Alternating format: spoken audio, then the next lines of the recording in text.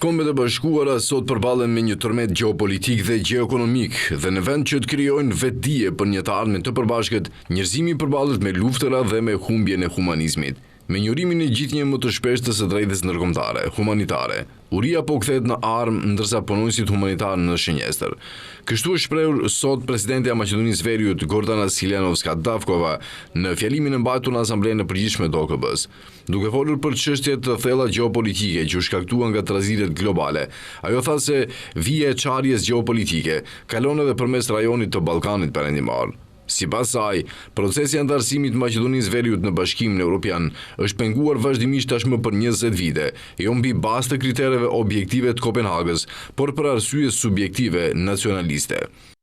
Evropskiot ideal ostanuva naša najgolema inspiracija. Ideali evropian mbetet frymëzimi ynë më i madh dhe aspirata jonë strategjike, si një shtet i përkushtuar ndaj fqinjësisë së mirë dhe bashkëpunimit rajonal. Nuk dëshirojmë konflikte me fqinjët tanë, ajo që kërkojmë është integrimin në Bashkimin Evropian, por pa kushte shtesë dhe të veçanta dhe me ruajtjen e dinjitetit kombëtar. Paralajmërojmë se pas luftës në Ukrainë, bllokimi i integrimit evropian të Ballkanit Perëndimor nuk është vetëm çështje politike, por edhe çështje sigurie, me derën politike të mbyllur për vendet e Ballkanit Perëndimor dhe derën e hapur për ndikimin e qendrave të treta gjeopolitike të fuqisë, është ironike që Bashkimi Evropian bën thirrje për qëndrueshmëri ndaj tyre.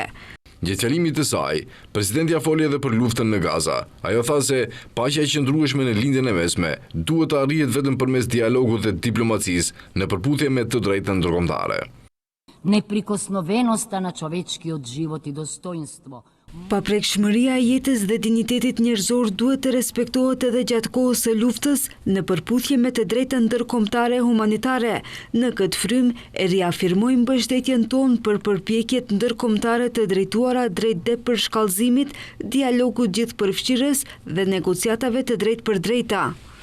Ajo më tej ka bërë thirrje për reforma brenda OKB-s, duke theksuar se që të jetë organizata efektive, nevojitet që të reformohet Këshilli i Sigurimit, të jetë më inkluziv, më llogarithënës dhe më i përgjegjshëm për ruajtjen e paqes dhe sigurisë ndërkombëtare.